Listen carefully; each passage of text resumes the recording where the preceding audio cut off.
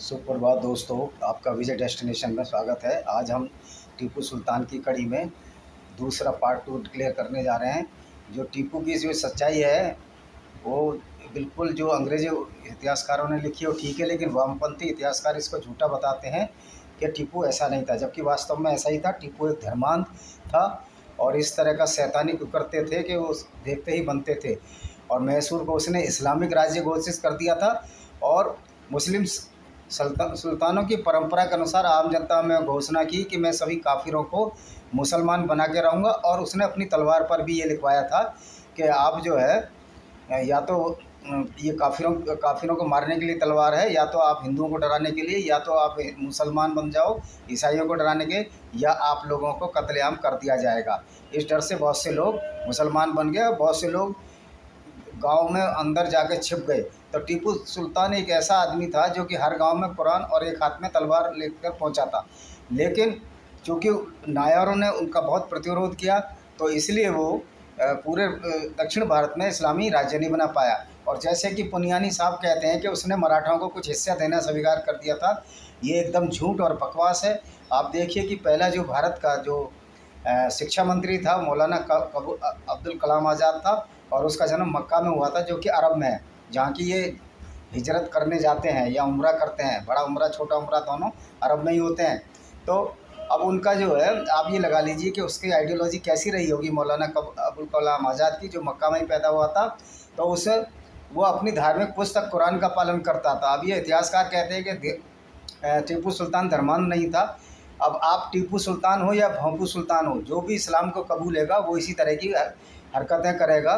तो हमारा मेन जो एम्फेसिस है या जो फोकस है हमारा, जो उस पर जोर है, हमें इस बात पर जोर है कि कुरान की वजह से ही ये धार्मिक मतान्ता। और इसने बहुत सारे पत्र लिखे थे। कुछ तो पत्र मैंने आपको कल पढ़ा दिए हैं, और एक पत्र आज मैं बताऊंगा टीपू सुल्तान का। आपके नैना उसको देखिए, इसने जो लिखा है टीपू सुल्तान के 19 जनवरी 1790 को बदरुन समा खान का पत्र मैंने बता दिया है। अब आगे टीपू सुल्तान ने गदादंत राजा के मुख्यालय कुट्टीपुरम में टीपू सुल्तान ने भारी सैनिकों के साथ हमला किया और किले को घेर लिया और नायरों से यथाशक्ति प्रतिरोध। नायरों ने, जो नायर हिंदू थे, उन्होंने प्रतिरोध किया। और ये रमन नायर नाम के राजा थे, लेकिन उनको बंदी बनाकर ले जाया गया। और जो समर्पण कर किले को बचाने की स्थिति में नहीं थी उनको गुलाम बनाया गया, जबरन गो मांस खिलाया गया और सबका खतना किया गया। तो इस तरह इसने बहुत सारा नुकसान किया। और मैसूर गजेटियर बताता है कि टीपू ने दक्षिण भारत में 800 से अधिक मंदिर नष्ट किए थे। केपी पद्मनाभन मेनन द्वारा लिखित हिस्ट्री ऑफ कोचौन और श्रीधर मेनन द्वारा लिखित हिस्ट्री ऑफ केरल द्वारा नष्ट किए मंदिरों में कुछ का वर्णन है। ये देखिए मैं बताता हूँ। अगस्त 1786 में टीपू की फौज ने प्रसिद्ध पेरुमनम मंदिर की मूर्तियों का ध्वंस किया और तिरचूर तथा करवन्नूर नदी के मध्य सभी मंदिरों का विध्वंस कर दिया। इरेनेजालाकुड़ा और तिरुचिकुलम के भव्य मंदिरों को भी टीपू की सेना द्वारा नष्ट किया गया। Archaeological survey of India Tipu Sultan द्वारा जिन मंदिरों के विध्वंस का वर्णन देता है ये हैं हरिहर के हरेश्वर मंदिर, जिसे मस्जिद में परिवर्तन किया गया, श्रीरंगपट्टनम के वारास्वामी मंदिर और हवसपाट के ओटकारिया मंदिर। अन्य प्राचीन मंदिरों में जिनसे कुछ लूटा गया, नष्ट किया गया, ये है त्रिपकोट, थिम्बरेबरम, थिरुमाल्या, शिवरम, कालीकट, थाली, हेमबंबिका मंदिर, पालाघाट का जैन मंदिर, मामयूर, परतमपाली, पेरम्बंदूर, शिवजीकुलम, तिरुचूर, बडखू मंदिर और वेलूर शिवा मंदिर आदि। तो ये ऐसा आदमी था। टीपू सुल्तान के दरबार में 15 नवयुग ब्राह्मण लिपिक थे, मतलब उसका कामकाज देखते थे। चूँकि ब्राह्मण जाति उस दिनों अति शिक्षित थी, लेकिन जिसने भी थोड़ी सी छोटी सी भी गलती की, 14 के उसने दाहिने हाथ काट दिए और तर्जनी काटी, मतलब अंगूठी से लगी हुई दाहिने हाथ की अंगूठी और तर्जनी काटी। लेकिन जो 15वां युवक था वो बाएं हफ्ता था, यानी बाएं हाथ से लिखता था, तो उसके बाएं हाथ का अंगूठा और बाएं हाथ की तर्जनी काटी गई। किसी भी छोटी सी गलती के लिए इतना बड़ा दंड दिया था वह। और टीपू सुल्तान में एक और पागलपन था कि वो ब्राह्मणों को छोटी पतली से स्थान पर घंटों खड़े रखकर प्रताड़ित किया करता था, क्योंकि वो इतना सकुचा दारा होता था कि उसमें ब्राह्मण हिल भी नहीं सकता था, बैठ भी नहीं सकता था, खड़ा ही रहता था। अगर वो इसको भी झेल जाता था, उस पर सुई चुभाई जाती थी। और यदि फिर भी ब्राह्मण जो धर्म परिवर्तन नहीं कर पाते थे, उन्हें एक पिंजरे में सड़ने देते और थोड़े से चावल और नमक के साथ पानी देते थे जब तक कि मृत्यु नहीं हो जाए। टीपू सुल्तान का ये मानना था कि अगर ब्राह्मण धर्म परिवर्तन कर लेंगे तो बाकी लोग भी उसके अनुयायी होने से इस धर्म परिवर्तन कर लेंगे। और श्रीरंगपट्टनम के किले पर प्राप्त टीपू का लिखवाया शिलालेख है, जो इस प्रकार है, देखो अभी भी है। हे सर्वशक्तिमान अल्लाह, काफिरों के समस्त समुदाय को समाप्त कर दे, उनकी सारी जाति को बिखरा दो, उनके पैरों को लड़खड़ा दो, अस्थिर कर दो और उनकी बुद्धियों को फेर दो, मृत्यु को उनके निकट ला दो, उनको पोषण के साधनों को समाप्त कर दो, उनकी ज़िंदगी के दिनों को कम कर दो, उनके शरीर सदैव उनकी चिंता का विषय बने रहे और उनकी जीभ के बोलने के अंग को नष्ट कर दो, उसके चेहरे को काला कर दो, उनकी नेत्रों की दृष्टि छीन लो और उनको अंगभंग कर दो, उन्हें सिदौद की भांति कत्ल कर दो जैसे फरोआ को डुबाया था। फराओ, जैसे कि इसमें कुरान में इसका जिक्र है। उन्हें भी डुबो दो, उन पर अपार कृपोत जारी करो। हे संसार के मालिक, मुझे अपनी मदद दो। ये किसने लिखा है? राव सी हयावदना, मैसूर गजेटियर, वॉल्यूम 2 पार्ट 4 में आपको मिल जाएगा, गवर्नमेंट प्रेस में 2697 में। तो ये जो टीपू का जो जीवन चरित्र था, ये नहीं कि ये हिंदू इतिहासकारों ने उसकी बुराई की है। उसके इतिहासकार मीर हुसैन किरमानी ने भी ये लिखा है कि ये सबको दबाना चाहता था और हिंदुओं के लिए इसके प्रति बहुत ही गलत भावनाएं थी। इसने यहाँ तक किया था कि हिंदू स्त्रियों को उसकी सेना ने ज़बरदस्ती खुले सड़क पर बलात्कार किया गया था और उनको मुसलमान बनाया गया था, उनके नाम बदल दिए गए थे और उनको मुस्लिम सैनिकों में और शासकों में बांट दिया गया था, जो छोटे छोटे मुस्लिमों के जमींदार थे, और सारे हिंदुओं की ज़मीन छीनकर मुसलमानों को दे दी थी, जिससे कि हिंदू गरीब हो जाएं और धर्म परिवर्तन कर लें। और इसने जजिया भी ठोक दिया था। तो ये औरंगजेब से कम नहीं था, बल्कि औरंगजेब से ज़्यादा ही था। और इसने पेड़ों पर लटकाकर 5000 नंबूद्रिपाद हिंदुओं को मारा था और वो तड़प तड़प कर मरे। और उनकी लाशें जब सड़ने लगीं, उन लाशों का उसने कोई उनको अंतिम क्रिया के लिए कोई ज़्यादा इंतज़ाम नहीं किया और वो सड़ कर जा कर की वो जो है लाशें सड़ गईं और उनको चील पक्षियों ने खाया।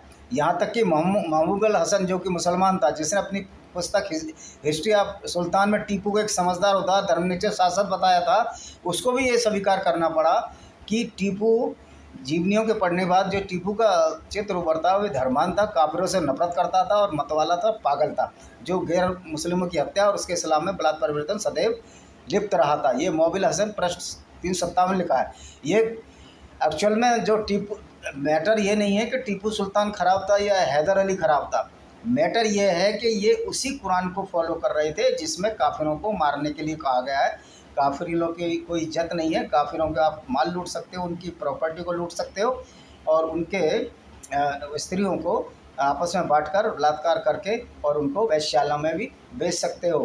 तो ये जो राम पुनियानी है और एक चैनल चल रहा है, दिव्या कीर्ति है शायद चैनल का नाम, दिव्या कीर्ति चलाते हैं उसको। तो ये लोग पता नहीं कितना टन गांजा या भांग पीते हैं या वाइन पी के नशे में लिखते हैं। अरे कोई भी व्यक्ति जो कुरान को अक्षरश पालन कर रहा है वो कभी भी हिंदुओं काफिरों के फेवर में हो ही नहीं सकता और इवन ईसाइयों के भी फेवर में नहीं हो सकता। और तो इसने टीपू ने ईसाइयों के भी चर्च, बहुत सारे चर्च तोड़े। क्या ये धर्म है? अगर यही धर्म है तो फिर अधर्म क्या है? अगर कुरान आने के बाद ये सब कुछ होने लगा तो इससे पहले तो जब इस्लाम नहीं था तो दुनिया कम से कम सुखी तो थी। तो इसके बाद जब ये मारकाट ये शुरू हो गई तो किस आधार पर शुरू हो गई और क्यों शुरू हो गई, इस पर भी हमें चिंतन करना है। क्योंकि कोई भी धर्म ये नहीं सिखाता आपस में लड़ो, लेकिन ऐसा कहा जाता है, लेकिन ऐसा नहीं है। वस्तुतः एक सिर्फ वैदिक धर्म ही है जिसमें कहा गया है सर्व भवन्ते सुखम है, सर्वते निरामा है, यानी सारे सुखी हों, सारे जो है निरोगी काया के हों। बाकी सबके अपने अपने गॉड हैं। क्या ये बताइए, धर्म इन सबसे ऊंची ऊपर उठने वाली चीज़ है, उसके अपने अपने गॉड कैसे हो सकते हैं? और उनके गॉड दूसरों को मारने के लिए, उनकी इज्जत लूटने के लिए और उनके साजो सामान को, उनकी संपत्ति को लेने के लिए कैसे कह सकते हैं? तो इससे स्पष्ट होता है कि ये इस्लाम एक इम्पीरियलिज्म है, एक पॉलिटिकल पावर थी। लेकिन बहुत से लोग कहते हैं कि इस्लाम तलवार के बल पर नहीं फैला, 25 साल में इस्लाम सीरिया में पूरा फैल गया था, अरब में फैल गया था, और इधर ईरान, इराक सारे मुस्लिम कंट्री बन गए थे। जो उत्तरी अफ्रीका है उसमें सारे कंट्री मुस्लिम बन गए थे। सिर्फ हिंदुस्तान में और क्रिश्चियनों ने ही इनका प्रतिरोध किया। पारसियों को इन्होंने लगभग ख़त्म कर दिया। यहूदियों के भी 1 करोड़ लोग बचे हैं, जबकि यहूदी मुसलमानों से कहीं संख्या में ज़्यादा थे। सबसे ज़्यादा अत्याचार यहूदियों पे किए, उसके बाद इन्होंने पारसियों पे किए। ईसाइयों पर कर नहीं पाए कि ईसाई बहुत समर्थ थे, उनकी संख्या भी ज़्यादा थी। उसके बाद हिंदुस्तान में अत्याचार करने आए, लेकिन हिंदुओं ने इनका बड़ी बहुत ज़्यादा इनका विरोध किया और प्रतिरोध भी किया। लेकिन कुछ गद्दार हिंदुओं की वजह से यहाँ ऐसा धर्म फैल गया जो कि काफिर मानता है हिंदुओं को, और उनकी औरतों को इज्जत लूटने की भी इजाज़त देता है। यही अहमद शाह अब्दाली ने किया था। तो अब मैं जो प्रत्ययोदक्षी के वर्णन है 1-2 बता देता हूँ, फिर अगले वीडियो में बताऊँगा। दक्षिण भारत में इस्लाम के प्रसार के लिए टीपू द्वारा किए गए भीषण अत्याचारों और यातनाओं को एक पुर्तगाली यात्री फ्रा बार्थोलोमियो ने 1790 में अपनी आंखों से देखा था। उसने जो कुछ मालाबार में देखा उसे अपनी पुस्तक वॉइस टू ईस्ट इंडीज़ में लिखा है। क्या लिखा है? कालीकट में हिंदू आदमियों और औरतों को छोटी गलतियों के लिए फांसी पर लटकाया गया ताकि वो जल्दी से जल्दी इस्लाम स्वीकार कर लें। पहले माताओं और बच्चों को गर्दनों से बांधकर लटका फांसी दी जाती थी। उस बर्बर टीपू द्वारा नंगे हिंदुओं और ईसाई लोगों को हाथियों की टांगों से बंधवा दिया जाता और हाथियों को जब तक दौड़ाया जाता था तब तक कि उन असहाय निरीह विपत्तिकर प्राणियों के शरीर के चितड़े नहीं हो जाते। मंदिरों और गिरजाघरों में आग लगाने, खंडित करने और ध्वंस करने का आदेश दिए गए थे। टीपू की सेना से बचकर भागने वालों और वारपुज्जा पहुंच जाने वाले, वारपुज्जा एक जगह का नाम है, पहुंच जाने वाले अभागे व्यक्तियों को सुनकर मैं विचित्र लौटा। ये कहते हैं कौन? जो कि ये एक पुर्तगाली थे। तो मैंने अनेकों विपत्तिग्रस्त बस्तियों को वारापुज्जा नदी को नाव द्वारा जाने में सहयोग किया था। तो ये हमारे जो कौन कहते हैं, जो पुर्तगाल के उस टाइम थे।